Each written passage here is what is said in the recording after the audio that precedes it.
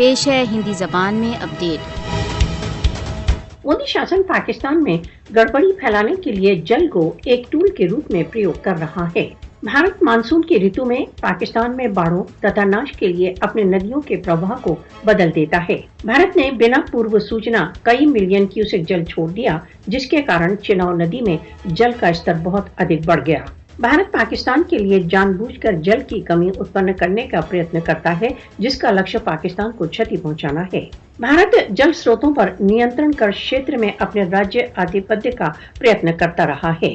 भारत जल को युद्ध के एक उपकरण के रूप में प्रयोग कर रहा है। यहाँ तक कि मोदी सरकार प्राकृतिक आपदाओं को पाकिस्तान के विरुद्ध एक शस्त्र के रूप में प्रयोग करता है।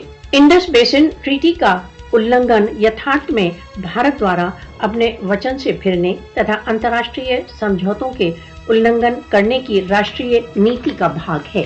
भारत की बाढ़ के जलों की नियंत्रित निकासी इंडस वाटर ट्रीटी का उल्लंघन है। भारत अंतर्राष्ट्रीय कानूनों तथा समझौतों का उल्लंघन करता है। सार्वभौमिक समुदाय को भारत पर अंतर्राष्ट्रीय मूल्यों के पालन, विशेष रूप से प्राकृतिक आपदाओं के समय अंतर्राष्ट्रीय कानूनों का पालन करने के लिए दबाव डालना चाहिए।